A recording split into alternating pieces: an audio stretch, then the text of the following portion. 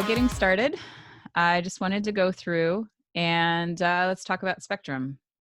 So this, it's funny actually. We put this in to start most wireless presentations just because it seems like people need this perspective.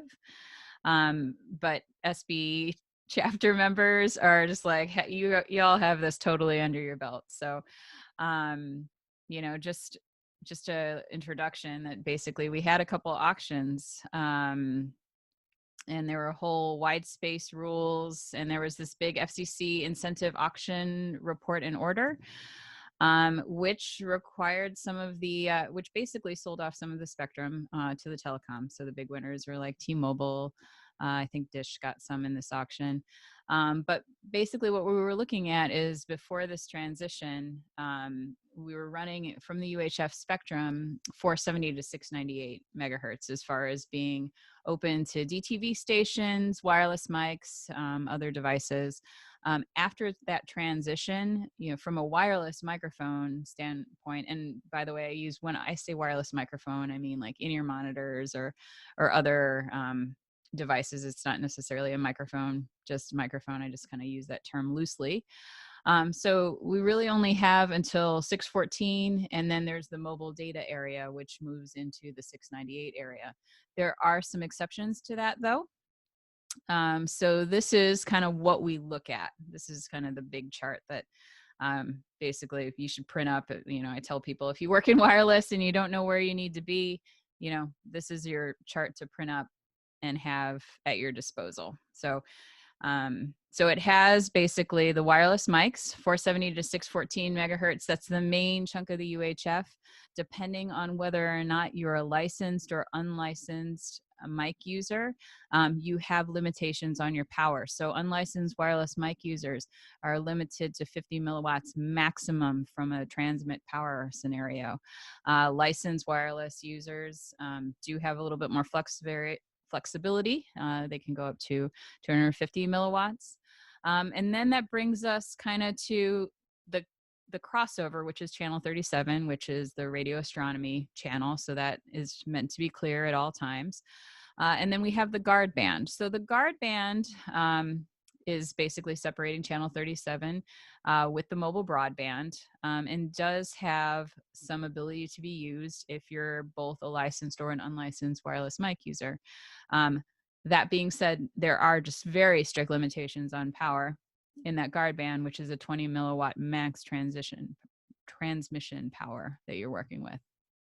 The other area that we have to work with is this duplex gap. And so the duplex gap also has some rules around maximum transmission power. So that's still that 20 milliwatt max transmission power across that whole duplex gap. And then depending on whether or not you're a licensed mic user or you're an unlicensed user, you have different frequency spaces that you can work with. Whereas if you are a licensed mic user, you can use that whole duplex gap, any of the frequencies in there. If you're an unlicensed user, you only have that space between 657 and 663 megahertz. So these are things to keep in mind in order to stay legal from an FCC standpoint. And then also to keep in mind that there are 13 cities with public safety channels, and those are listed over on the left-hand side, depending on regionally where you're located. That's something you may or may not care about. I don't believe you have public safety channels in Denver, but most frequency coordinators I know are doing shows all over the place. So definitely something to keep in mind for that. So there are a couple of rule changes also, because this has been a point of confusion for folks. Once upon a time, we had a couple of TV channels that were reserved for wireless mics. That is no longer the case. And now we have a little bit more flexibility as far as co-channel operation, depending on how much power a TV station is putting off. The other thing that really changed was TV database registration. I got to be honest, the databases aren't really being kept up to date right now. So It kind of remains to be seen how that's going to work, but in theory, you do want to register your wireless mics for use. So now as far as wireless mic eligibility from a licensing standpoint, it's kind of designed for broadcasters, TV, educational TV, cable networks, TV and film, that market segment that you're working with. And then also it was opened up to venues and sound companies that are running more than 50 channels of wireless. So theater, house of worship, convention centers, theme parks, like all of those things that have a lot of wireless channels going. And that is microphones, in-ear monitors, comms, like any kind of wireless frequency count that you're working with, that counts to your 50 plus channels. But that is kind of the proof of the pudding in order to be able to get licensing from that standpoint is the large venues and large frequency use. So also part of the whole FCC, I'm sorry. Sorry to interrupt. It looks like there are some people waiting to get into the meeting. Oh, okay. Thank you. Appreciate it. Let me see if I can get them back.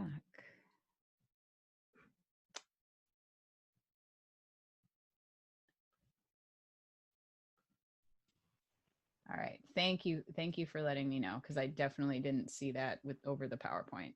So give me a holler if that happens again, okay? Okay. Cool. All right. So the other thing to keep aware of is this other docket that came about, which is the spectrum access for wireless microphone operations. And that's basically looking at other areas of the spectrum, not UHF wise, where wireless microphones can be used. So there's the unlicensed band, the 900, the 902 to 928 and 2.4 megahertz, 920 to 930, which is the decked band. VHF we're retro cool, so we're back to VHF now.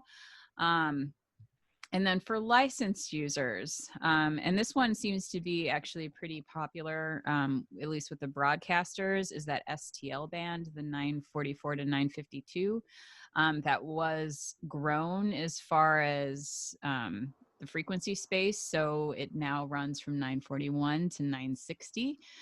So that's a really nice upper chunk of the spectrum available specifically to licensed users. Other things that have come up for possible microphone use is 1.4 gigahertz, 3.5 and 7. Just so you know, that's kind of out there. We don't actually make anything in those last frequency bands, but it is, at least they are looking at other areas of the spectrum, so as we have some place to work, because I don't know about any of you, but I don't see any production using less wireless despite having been frequency squeezed. That doesn't seem to be the case these days. Any questions about that? Jen, it looks like we have one more person waiting to get in. Thank you.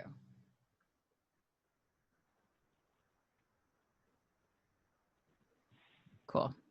And you're correct, Jen, no reduction in the amount of wireless systems. No, it's pretty interesting, actually. But heaven forbid a producer have a less fancy show, right? So that's okay. So it just means we have to get creative with the way we're working, and we have to get more efficient with the way we're working. So that's why we wanted to talk to y'all about Axient Digital, because Axient Digital is really Shure's venture. Like, we've been going digital for a while. I think most of you are familiar with the ULX series. We have GLXD, which is our 2.4 series. We have QLXD, which is another UHF digital series. All of those are great. And then we kind of added more onto Axient Digital in order to be a little bit more efficient with how we use our spectrum. So I'm going to do a quick run through of that system and then talk about some of the technologies behind it from an efficiency standpoint. So First of all, we have the receivers. You know, with every wireless system, you have some sort of receiver. There are 3 frequency ranges that are available for this. We made both the transmitters and the receivers wideband. As you can see here, we do offer that expanded STL band for the licensed users. And then we also have the B range. And so the B range, or the K54, is what the transmit band would look like for the US. Those are meant for folks that do actually have to use the duplex gap and guard bands. What's cool about that is it's all FCC legal. So as you're changing your frequency into certain areas, it will automatically drop your power. So we don't actually allow any of the users to do anything with the system that isn't, that is not, you know, FCC compliant with that. And that actually has come to a point with those folks using the G57 and G57 Plus ranges.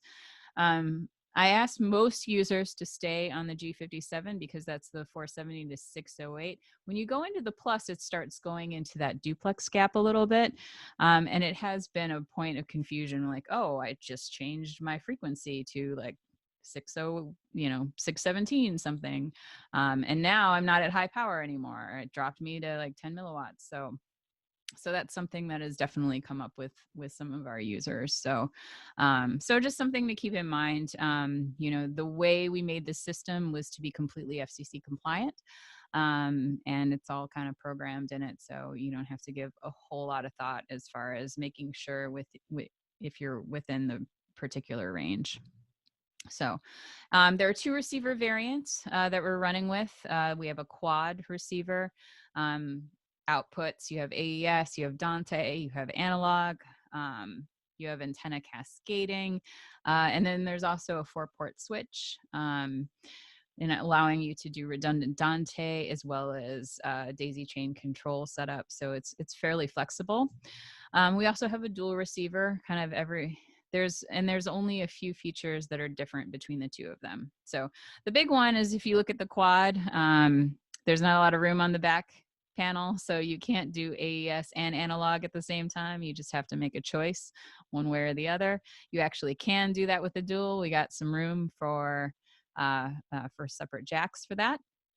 And then the other big difference between the quad and the dual is a new feature that we call Quadversity, which I will talk about in a minute. So now, additional features to keep in mind, we have this quality meter, and this is kind of honestly, it's one of my favorite things about this new system, because it gives you much more, in my opinion, usable information about what your wireless range is going to look like. Because what that quality meter is looking at is that signal to noise ratio. So, and that equates very, very much to range. So if you have like 5 RF bars, that's awesome. That's great. That shows you have a lot of signal strength. But sometimes you have like a low power, you know, transmitter that's touching your channel, or really high RF noise floor. Your quality meter in that case would show like, you know, maybe two bars for that. And then I know, okay, if I turn off my transmitter, I'm going to see that there's probably a really high noise floor there. So it gives me a lot of information that translates to range, which is super nice. So the other thing we have is this new feature called transmitter authentication. And what that is when you IR sync the transmitter, it goes into a list for the receiver. So that way the receiver can recognize, is this the transmitter I'm supposed to be seeing? And if it's not, it can actually, you can have it set to either warn you about it, or actually even further than that, just straight up block that channel from opening up. So you never have to worry about some random guitar or some like rogue transmitter opening up your receiver channel and you're hearing something out the PA that you would never intend to hear. So, and then the other great thing with digital is you have encryption. We have AES 256-bit encryption. That is super popular right now, especially for those folks doing corporate. But we're actually seeing a lot of artists want that as well. I think they've kind of gotten wise to people kind of recording wireless channels. So they've been asking for encryption. And the cool thing about this encryption is it neither impacts the latency nor does it impact the sound quality. So it's just absolutely something that you can feel comfortable running during your show without any major impact. The only thing you have to remember is that you have to physically IR, like get that transmitter and that receiver together, IR sync them so that they know each other and exchange that encryption key. Other than that, from a usability standpoint, it's basically the same. So now there's a couple different flavors of transmitters that we have to work with. We have the AD style transmitter. The AD would be your typical transmitter to receiver relationship. And then the ADX has another feature that we call ShowLink. And what ShowLink is our transmitter remote control. So you can actually make changes to the transmitter in real time without actually physically having to get your hands on that transmitter. So ADX, actually, did I miss an AD slide? I think I lost my AD slide. Anyway, so the AD, so we have a handheld and body pack. Those are a little bit bigger. With those, they work with the SB900 rechargeable battery, or you can use a couple AA's with those. Those are an either or situation.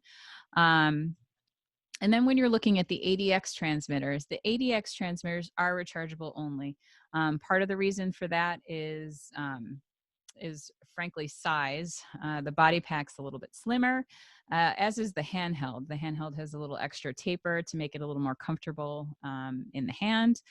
And as a result, standard batteries don't really fit particularly well. And we also, everybody wants at least 8 hours of runtime. So we got to make sure that that can happen. So we actually get 11 hours of runtime at 10 milliwatts, so that runs pretty great.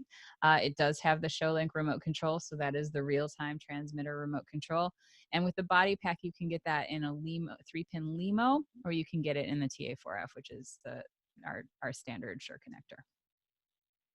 So this is the other big handheld that's associated with the system, which is the ADX2FD. And FD stands for frequency diversity. What frequency diversity is the ability to transmit on 2 different frequencies at the same time. We'll get more into how that works a little bit later, but we did make a specialty handheld for that. It has a 5-hour runtime if you're running at 20 milliwatts with frequency diversity in operation. So that's 2 frequencies transmitting and at a higher power. And all of these transmitters that are rechargeable only do come with 2 batteries. And then this has the full ShowLink transmitter remote control as well. So, and then the belle of the ball, which I had one over here, is our ADX1M. Should have unzipped all my cases before I started here. That's actually one that we made with kind of theater in mind. So it's very small, smooth on all the edges. It's made actually of a plastic, largely because if you notice, there is no external antenna on this, right? So one of the things that we hear from performers all the time is the antenna's poking me, it's driving me crazy, that kind of thing. And that impacts what the size feel is for the talent. So we made an internal antenna. So the cool thing about this is there's actually also another antenna that measures load, and that's that internal self-calibrating antenna. So what that translates to is basically, I think everybody's had this experience. You get your transmitter, you put it on a person, and they are just effectively a RF black hole, and they just suck it in. So you're going to see a dip in like how much range, how much power you're getting, because frankly, antennas are designed to be in free space. So if you look at anything with an external antenna, the way it is designed is to be in free space. So that's not typically how we use them. We put them on a person. So that's actually physically touching them. Well, what this transmitter does is actually can do a measurement on that, and it will electrically retune the antenna in order to give you some of that RF strength back. So, because effectively when you touch an antenna to someone, I know you all know this, you've effectively detuned the antenna. So what this calibrating antenna does is adjust for that. So you can get like, 3 to 5 dB back from a power standpoint. So that's going to impact your range, particularly if you're wearing a pack on a person. So it's also water resistant. Membrane buttons and all of that good stuff. It is LEMO only. Again, that's a water resistant and a size thing, frankly. But LEMO, it does much better with water ingress. So that's kind of the belle of the ball for the transmitters. So, and this is a piece that you may or may not know. We've had it around for quite some time. It was released with our Axient analog 10 or so years ago. And this is kind of like your backup frequency server. It's like your RF tech in a box, effectively. So the way you would work with this piece is you would put it in your antenna system along with your wireless microphones.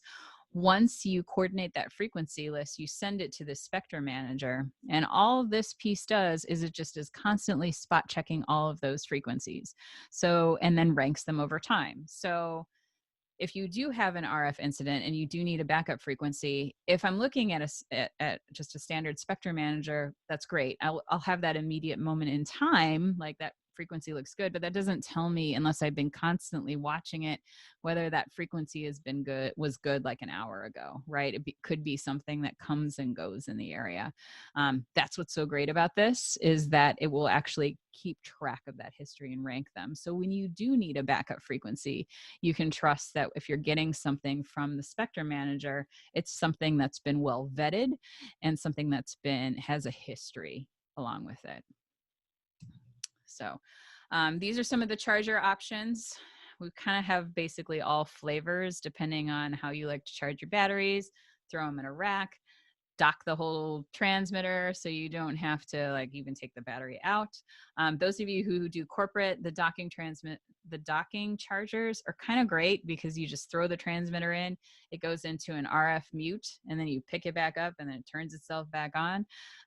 So not only gives a place for your corporate folks to put their transmitters, but they also don't even need to, you can power lock it and just like pick it up, put it back, and then away you go. And then of course there are tray styles as well. And if you haven't used any of our battery technology before, if it's totally dead, it's 3 hours to a full charge. We do a quick charge to 50%, and then in the next, in 1 hour, and then we kind of slow charge the rest of it. That's kind of to reach a balance, as far as battery lifetime. And then it gives you, there's a chip inside the battery that we keep all of those metrics. So you can read in the transmitter or in the chargers or in our wireless workbench software, how many charge cycles it's been through, like has its capacity changed, are there any errors, any of that good stuff. And then the other cool thing is, which will spoil you forever, is that when you are running your transmitter with our Shure rechargeable batteries, you get an hour and minute countdown as far as what your runtime is. It's not like, oh my God, I'm looking at 1 bar. How long has it been there? You're looking at 45 minutes, which makes you feel a little bit more confident on what your runtime looks like. So, last but not least, we have the AD610. This is access point is required in order to do that transmitter remote control. So this is our ShowLink access point. Powers over PoE. You can actually power it separately if you want to, and it controls up to 24 transmitters. It actually has 2 antennas, so it's a full diversity system, and it runs on a Zigbee protocol. So for the wireless nerds, the way it operates is very much Zigbee. The messaging on top of that, that's our own. So you can't just hook up any generic Zigbee access point. You do specifically need to go with a Shure one. But just as far as, it's very low messaging in that 2.4 range. The other thing worth noting is that channel scheme. If you haven't used Zigbee, there's a couple Zigbee channels that actually fall outside of typical Wi-Fi channels. That is typically where the 610 is going to set itself up, just to stay away from that.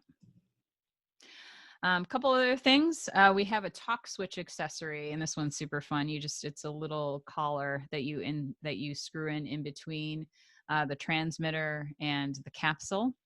And it's totally programmable. So you kind of link it up with the transmitter, and that way, if you want to have a talk back to the monitors, or we see it for band leaders all the time, so they can just go into everybody's ears. This song comes next, or I need X. So it works with any of our ADX show link transmitters. It does require show link, so you need to make sure you're on an ADX transmitter. But you can effectively turn any handheld into a talkback mic with this piece. We also have a body pack version. Looks like a little key fob for your car. It's not super big, and you can pair that to the body packs. And frankly, you can actually also pair them with your handheld transmitter. You don't have to use the collar. So if it's more comfortable for somebody to have the little fob, you can totally do it that way. So. All right, so let's talk about spectral efficiency, because that's really the big deal with that. Like, we're being super squeezed in spectrum, so we need the ability to get more channels in a smaller amount of space. That is just where we are right now. So, so with the case of Axient Digital, it's 17 channels and 6 megahertz in its standard mode. We also have a secondary mode called high density mode, and that does change a little bit in the way the transmitter operates. It does increase the latency slightly, but it does allow you to do like 47 channels and 6 megahertz. It's frankly rather absurd, when you look at all of that on a spectrum. So, so let's talk about linearity, because to be quite honest, if you were a UHFR user, and that's actually what the picture on the left is, you got a couple transmitters together, and then you're going to get intermodulation products all down the line. So we have been improving in our products pretty much since the PSM 1000 on, to try to make things more linear and not generate those intermodulation products. So, so this actually, the picture to the right is our Axient Digital. So you can see there are two channels very close to each other. You're not seeing intermods. You're not seeing it's not that it doesn't generate intermods, but they are so low in power that it just reads into the noise floor. So standard mode, you're looking at a 350K channel to channel spacing that you're working with.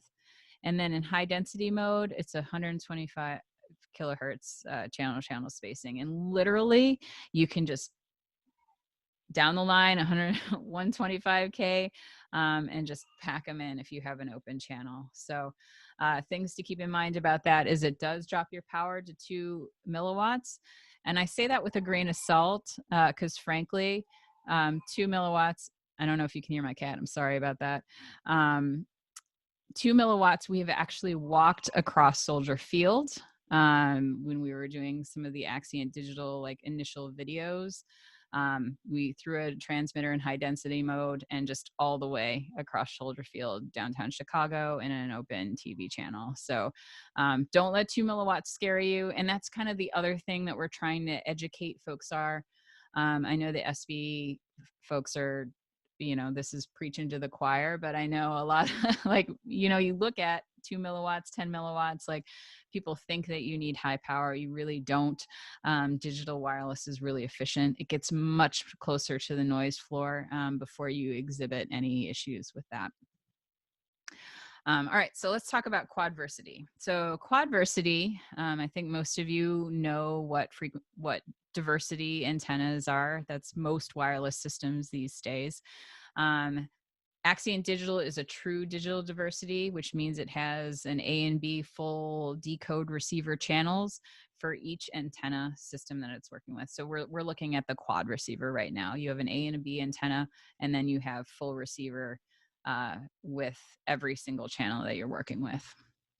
So what is really cool about true digital diversity is there's actually this added bit stream comparison. And what that does is it allows us to actually kind of fill in some of the errors for that. And then quadversity is one step on top of that. And quadversity is something that's only available with our quad receiver.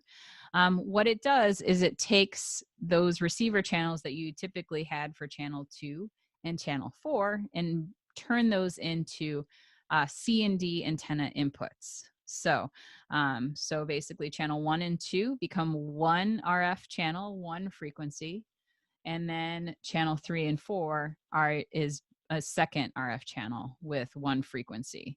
But you're getting 4 direct antenna inputs with each of those. And this has come up quite a bit with those folks who are in stadiums. We see quadversity. Super Bowl would be a great example of that. So the way those guys worked is they basically quadrant off the field. So no matter where any of the talent was in the field, they were always getting really close to an antenna. So it allows you to, again, run at lower powers and to get closer to the antennas, have a more robust signal that you're working with. Now, frequency diversity, which I talked a little bit about before, is that redundant frequency mode. So this is kind of the opposite of being more efficient, but in some cases, you have your headliner talent or your CEO, that person that everyone is completely staring at. You want some redundancy on that. So that's what this is for. So there are 2 different versions of frequency diversity. The first one is switching. So that is really kind of designed if you're going to double pack someone, right? So you have 2 different frequencies and that receiver channel will actually switch between those 2 packs, depending on whether or not it's seeing a frequency problem. So it's continuous audio, no audible gaps. We do caution people that because you're using 2 separate transmitters, do make sure your gain matches, otherwise you'll hear the switch. And you can run it in this, in this picture, it's with a Y cable. We definitely see it with duplicate lavs as well.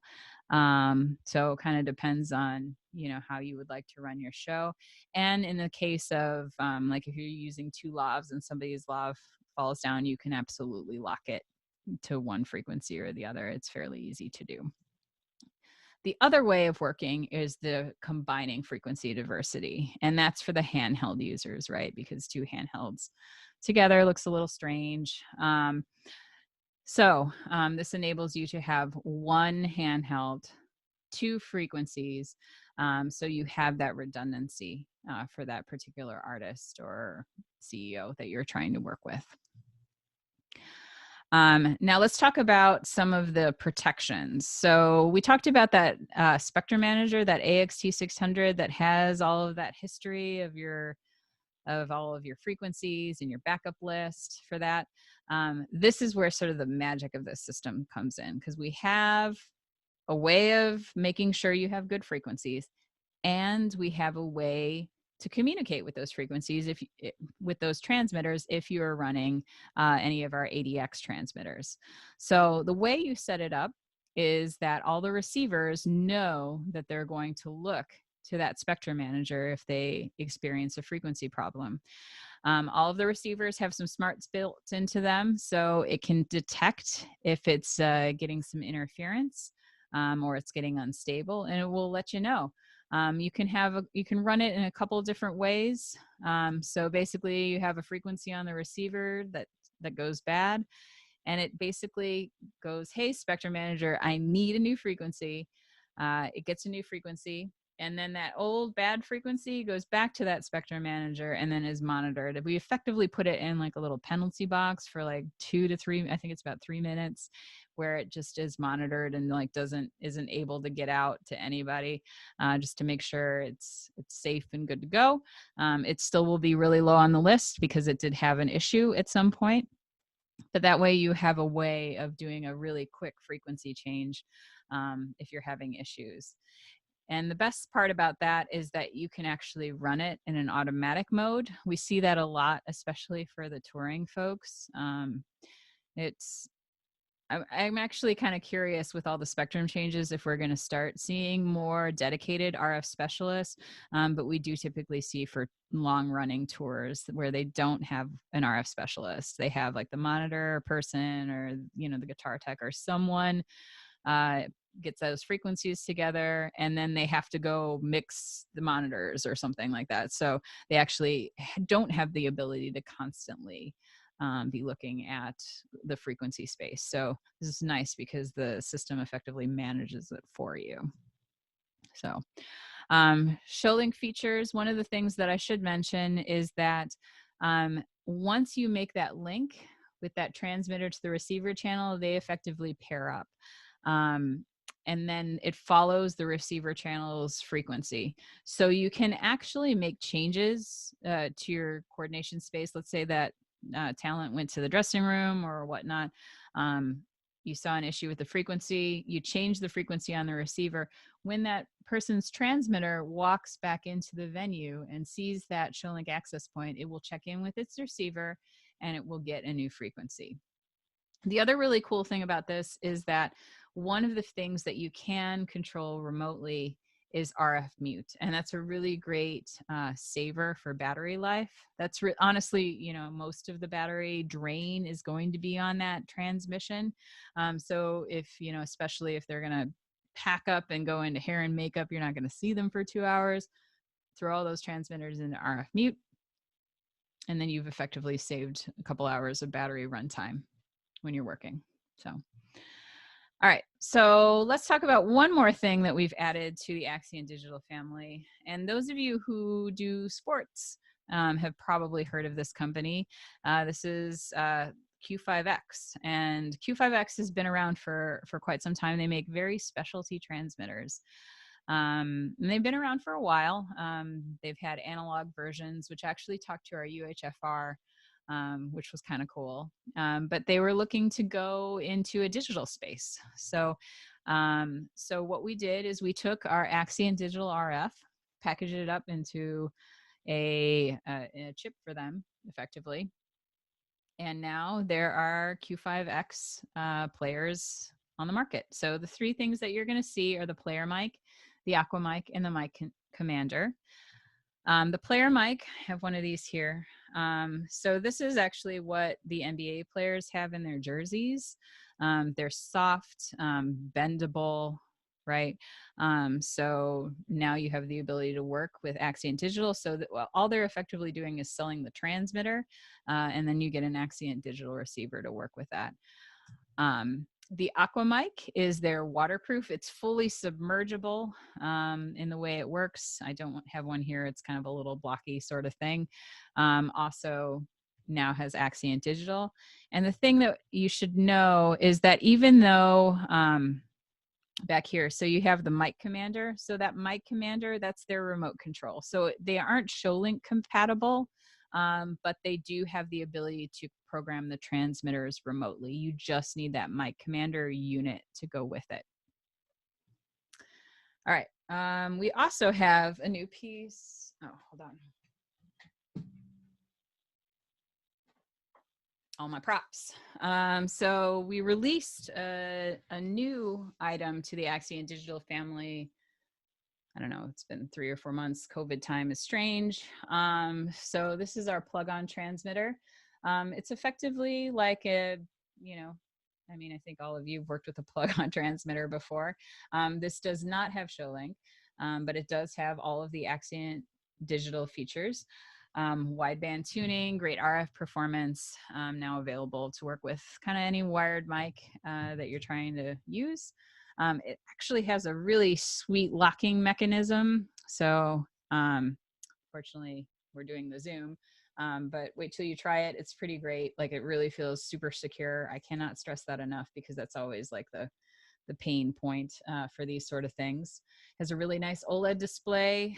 Let me pull it out of the case so you can see it. Nice metal construction, really easy to use.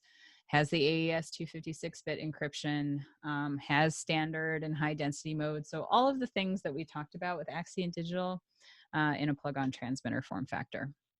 So other things worth noting is this is a AA or SB900 rechargeable battery situation. And it does have fan power, both 12 volt and 48 volts. So let's see, do I have the charging slide in here? Oops. All right, so here's the power options. Has a nice little retainer case for the adapter. Those of you who haven't used our AA/SB900 battery situations, keep in mind that there is an adapter because our battery is a little bit bigger than AA's. So if you're running AA, you do need that adapter. The other thing that's cool about it is that it's a USB-C port from a charging standpoint. You can actually run it while it's being powered. In fact, actually, one of my colleagues on our launch event just kind of plugged it in and like totally didn't put a battery in it and ran it with sort of wired USB-C powered for the whole time. Worked great. So trying to make it, you know, as easy as possible to both charge and to run. And this isn't wireless, but I feel like I have to talk about it because not many folks know that it exists, and it pairs very nicely with the plug-on transmitter. Is we have a long wired microphone handle.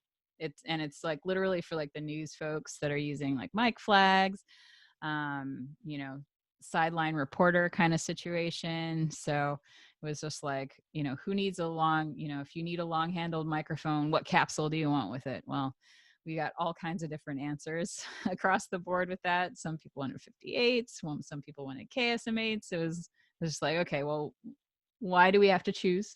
Why don't we just make a handle and you can put whatever wireless capsule you want? So works with all of our standard capsules. So this is kind of a funny little thing, but really flexible and nice to have. And then other accessories that we have with this line is this mic flag extender.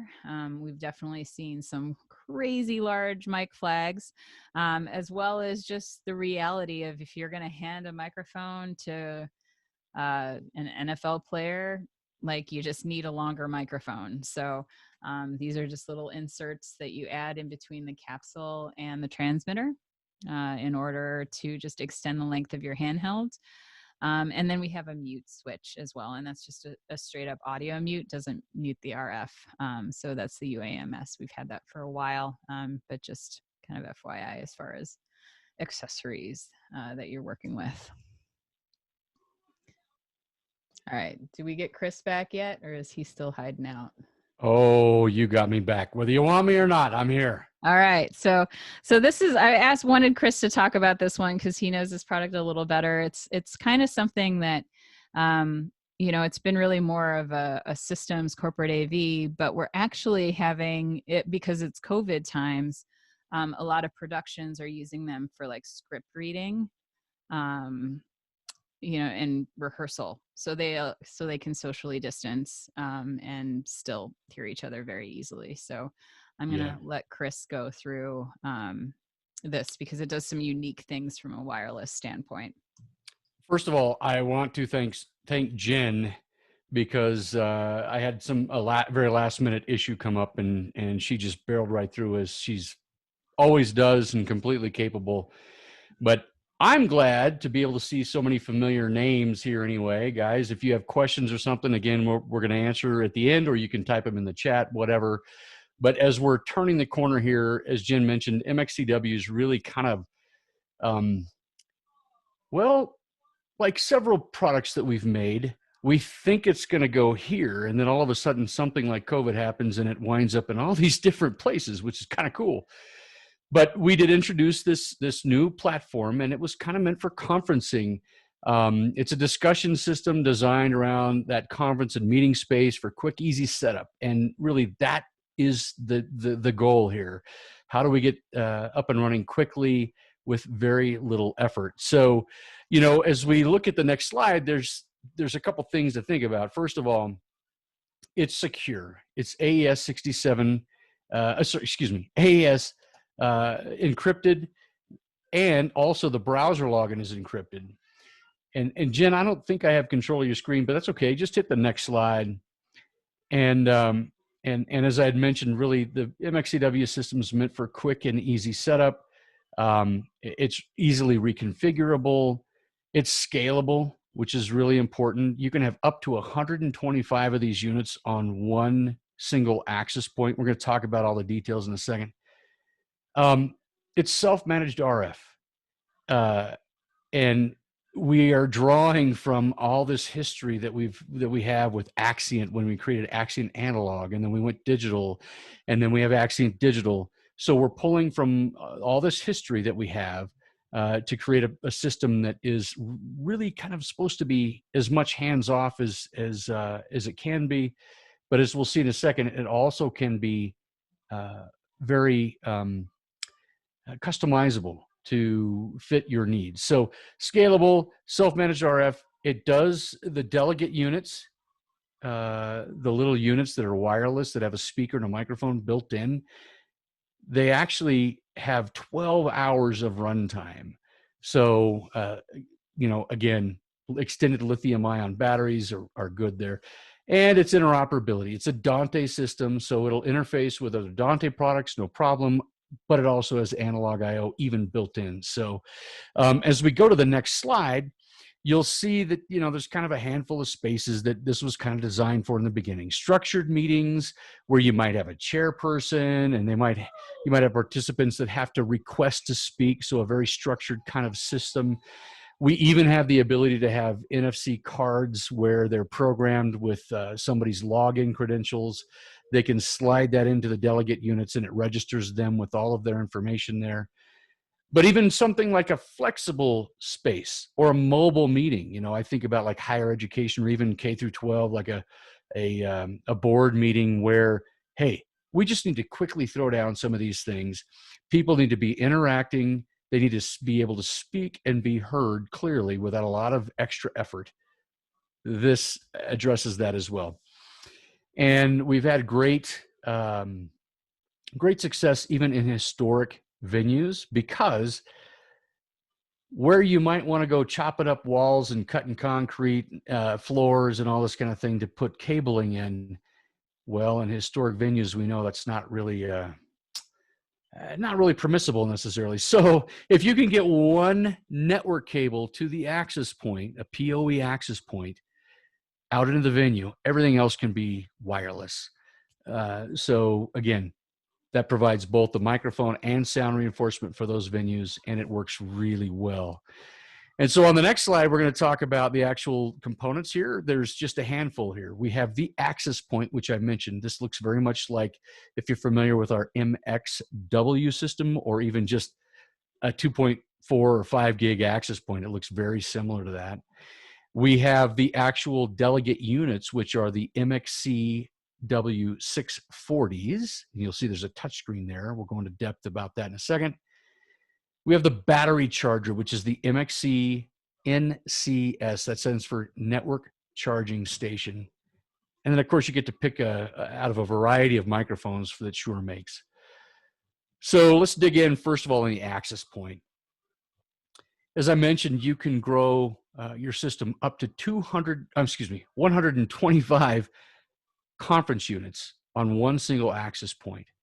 It does work in 5 gig and 2.4. We're going to dig into that in just a second, because I know already, if you're like me, you're probably rolling your eyeballs. Oh, great. Here's another 5 gig or 2.4. Hold on to that thought. It does have interference detection and avoidance. And if you remember what Jenn just talked about, this plays right in line with where Shure products have been and are continue to head. We want to be able to play nice in the RF environments. As I mentioned, it does have 128-bit encryption. Right on the access point, there's actually one XLR input and XLR output. So you could even have analog audio interface to the system right on the access point. In addition, though, if you have a Dante system, there's actually a matrix mixer built right into this thing. So you could have 10 extra Dante input channels and output channels right off of this access point. There's a built-in LCD display that, frankly, you could just about configure the entire system right off of that one display. If you don't want to have a computer, again, rentals, maybe hotel environments where you need to get up and running quickly, and maybe the tech is not bringing a computer, you can do that here with right on the LCD display. But we know that more and more gear requires some kind of computer to interface with. So on this system, there's a built-in web GUI. So no extra software required. Simply note the IP address, which is available via that LCD display, type that into your web browser, and you gain access directly to control that system through that access point. And like many Shure devices these days, it's one single network connection that allows you to have PoE, so it gets its power over PoE, Dante digital audio, and control. So one wire, and you get everything you need. Now, let's dig into that RF spectrum. I mentioned 5 gig and 2.4. The reality is it's really kind of 3 different chunks of spectrum. And we want to primarily work in what's called the DFS section. This is allocated typically for use for aeronautics, avionics, where it's, you might find it around airports where there's ground control to other devices that are flying around in the air, so to speak.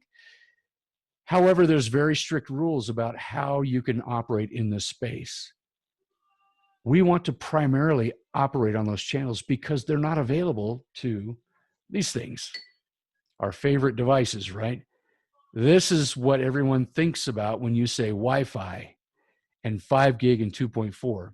DFS is not available here. It's a whole different chunk of that 5 gig spectrum. It's up on the upper end, and it's reserved for typically for use for aeronautics. So DFS, dynamic frequency selection, allows unlicensed devices like ours to share that 5 gig spectrum. And again, yeah, as noted here, it's typically around radar systems. And the reality is you have to take interference. So if something comes on channel, on a DFS channel, the rules are that you get out of the way, you move, and you go somewhere else different. However, because of our history and what we're doing, we're scanning all those DFS channels all the time, including the 5 gig and 2.4. And when something comes on channel, we move out of the way without a single hiccup. You don't hear any audio drop or anything like that. We move to a new, good, clean DFS channel, preferably. If there are none available, we move down to a 5 gig channel. If there's none of those 5 gig channels available, we move to a 2.4 gig channel. So it's a very robust system and way of operating. We leverage that DFS to create additional spectrum for greater system compatibility and reliability. And again, like I said, we use those Wi-Fi sections in 5.4 and 5 gig and 2.4 as secondary and tertiary places to go. That's not where the system defaults to want to live. All right, so later on we'll have a quick view of what the spectrum looks like inside of the access point. But for now, let's talk about the MXCW640, which is the delegate station. These are great. You have selectable participant roles. Again, you can have a chairman, you can have a delegate. A chairman allows certain controls of the meeting, where a delegate pretty much is just a participant. But that unit can also be a listener, meaning if you push the button, you know, it's not going to activate the microphone or anything like that. It literally is just a loudspeaker that's playing whatever's coming through what we call the floor audio. That allows for people to use this as kind of like distributed audio, where you may need to have other audio in places where, again, people are not required to participate, or nor do you want them to. You can also have it be an ambient unit, meaning I got a microphone plugged in and it's listening to the audio just that's available acoustically in that space. Why would I want to do that? Well, if I'm using this system to do a video conference, like for instance a Zoom like we're on right now, if all the microphones were muted, the far end would hear nothing and potentially be concerned that the audio has been dropped. So an ambient unit really helps to just create a sense that, hey, we're still on air, quote unquote. But again, it's just a unit that just plays that ambient audio into the system and to the far end. There's a touchscreen display. You can configure that thing to control and show meeting information. In fact, you can use it to vote with if you wanted to. We have voting capability there. There's a built-in loudspeaker there to play not only what, again, like I said, the floor audio, so you can hear anyone who's speaking on a microphone, but you can also bring in external sources. So if that's a Zoom call or if that's a DVD or a computer audio input, all of that can be played through the system, through that built-in loudspeaker. I'd mentioned the NFC card slot, NFC near field communications. That allows for participant identification. So again, if I activate my microphone by pushing the button, everyone can see that, hey, Criss Niemann is talking now, or you don't have to wonder what's going on there. So that's a quick and easy way, again, to have an easy meeting. On the side, there is a micro USB connection for external battery charging. So again, this unit can charge the battery with that USB-C connection, or excuse me, USB connection, or it can also operate the unit in real time. Like Jenn talked about, one of our associates on that plug-in transmitter plugged the thing in and it actually activated it and it operated. The same thing will happen here with this MXEW-640. There is a 3.5 millimeter TRRS remote participant jack, which is really cool because I can take my handy phone and I can connect my phone up to the MXEW-640 unit. And now I can call somebody right on that phone and have them participate in the meeting. Their audio from that phone call plays through the system when they speak. And when we talk, it plays it back out to them over that phone connection. That's pretty cool. There's additionally two more 3.5 millimeter headphone jacks with volume controls. That's for interpretation and or assisted listening. And so, on the next slide, we talk about, hey, what about the microphones? We've got lots of different offerings for microphone. Well, God, we're a microphone company, right? So we've got long goosenecks, short goosenecks. We've got mini shotgun microphones that can go on there. Lots of different polar patterns available. Bicolored LEDs. This is, however, a locking 10-pin connector. So it's not just an XLR, it's something specific, and it is a 10-pin connector. We did that because there are certain things required for LED connection and what we're doing there for logic. But we also are looking forward and wanting to be able to have future expansion. So we need more than just 3 pins. And that's where that 10-pin connector comes in. And of course, CommShield technology is important. We don't want to have the GSM chirping stuff that is generated by all these devices interfering with our system. So that's good. Now the battery, gosh, we've been invested in battery technology for a long time now. Long before people wanted to use rechargeable batteries in wireless microphones. I think it's been proven that rechargeable batteries work for us well. And in this case, the SB930 is a departure from everything else. It is a 3-cell lithium battery. It's the same type of cells. I think there's over 300 of these things or something in a Tesla car. I don't remember. Anyway, we got a 3-cell battery, 12 hours of runtime that's fully burdened, meaning with everything needed to happen with that LCD display screen operating, et cetera, et cetera. It will run on 24 hours on standby. So from a rental standpoint or a quick setup standpoint, this is good news. The battery's included when you purchase an MXEW-640 unit. So you don't have to buy them separately. You can buy extras if you want. We do sell them separately. But through that GUI, the web GUI available on the access point, we actually tell you how many hours and minutes are left running on that battery. There's also an integrated status button. So on the picture there, you can see the little round button there. If I push that, it will illuminate that ladder LED and tell me in 5 segments how much battery runtime is left on there. But of course, we need to charge it. So our network charging station accommodates up to 10 batteries. We can charge them and show LED status at the same time. So you'll notice on the front there's those green LEDs. That shows how much time to full. There's an integrated power supply, so all you need is an IEC type power cable, not a lump in the line, and it is temperature controlled. If you connect this thing up to your network, there's a network check on it. Imagine that, everything is networked these days. You connect up to your network, you can actually see status and battery health and all kinds of information about your batteries just from docking them in this charger. Another important thing, if you're familiar with Axient and Axient Digital, our rack mount charging station allows you to put your lithium-ion batteries in storage mode. As you probably know, lithium-ion batteries like to sit somewhere between 40 and 80%. That's like longevity of life, and they work really well that way. If you're going to put a battery on a shelf for more than a few months, you really should put it in storage mode, and it'll really extend the life of your battery. So storage mode puts it about 40% capacity. You put it on the shelf, you don't have to worry about it. That thing can be tabletop setting. It can be racked, or it can be mounted on a wall. And again, like most Shure products, you get to 50% charge in only an hour and a half charge time. Up to 4 hours, we get the whole charge.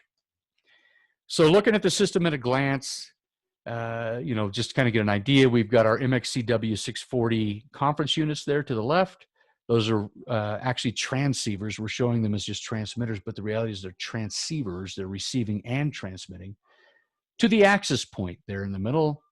And we're showing on the red line how it's connected up to a network switch for Dante digital audio and or control with a computer. And then the green line shows that analog connectivity to the access point directly, where I could plug in, like, maybe let's say a QLXD or ULXD or Axient Digital, or even maybe one of our new SLXD systems. Anything analog can come in there. And then our output could feed something like local sound reinforcement speakers that maybe might play to a gallery or somewhere where there is no requirement for microphones, but they need to hear what's going on. So all this can be done right within this system without any extra hardware. However, it's kind of neat. We talk about like press feeds and overflow rooms and that kind of thing.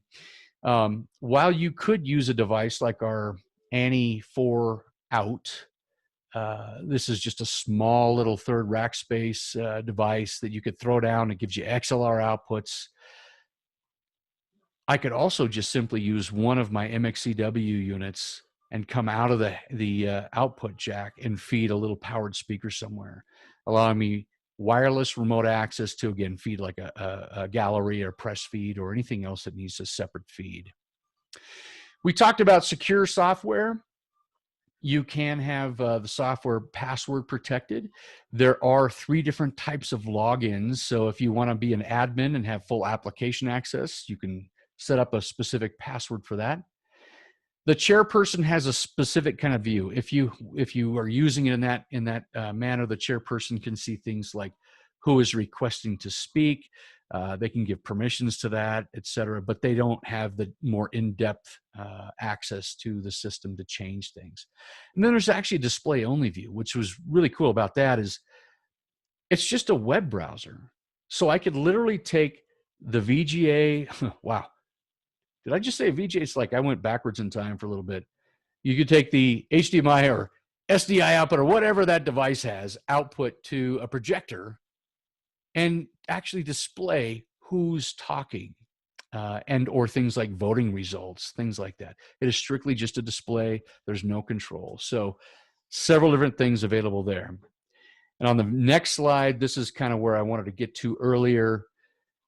There is a section within the web browser that shows the RF channel operation and real-time scanning results. So as we look at this, and there's a couple different ways to look at it, but as we look at it in this view, there's 3 channels across the top. Those are 2.4 gig. We're showing you that those don't look so good, right? That's red. That doesn't mean we can't operate there. It just means that your distance, as Jen talked about earlier with signal to noise ratio, it means there's something on channel there, and you probably are not going to get the same distance out of the system as you normally would with a good clean channel. The next section down there is the 5 gig section. And as we look across the bottom, you see different channel denotes there. So again, channel 36, channel 40, channel 44, channel 48. It's either red or it turns kind of that amber orangish color, meaning it's going to work okay, but maybe you have some problems. And then all of a sudden you hit DFS channels. Remember what we talked about with DFS? These are reserved. It's typical that when you show up somewhere and you use this device as a scanner, this is what you're going to see. DFS channels are fairly open and available, which is why that's where we want to default. So DFS channels are open. And you can see there that on channel 140, that's where our access point is currently parked.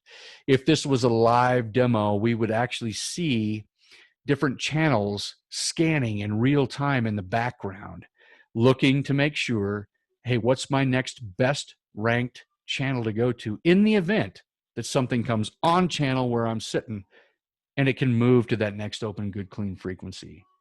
Now, I mentioned that it can be automatic and just take care of itself from a frequency standpoint. If you are coordinating 2.4, 5 gig, and maybe even DFS channels, you can actually come into this browser and tell the system exactly where it can operate and where it can't. So while I said it's meant to be quick and easy to set up, it also has the ability to be a much more configurable system to meet the needs of a more advanced kind of show if needed be. So, that's kind of the gist behind MXCW. And as Jenn mentioned, it's finding its place into a lot of different places than what we'd have assumed, like government or higher ed or something like that. It has been used for live entertainment, for rehearsal of script reading and that kind of thing. It's an instantaneous sound reinforcement system that allows users to speak and be heard quickly. And with that, I think we've kind of gone over time.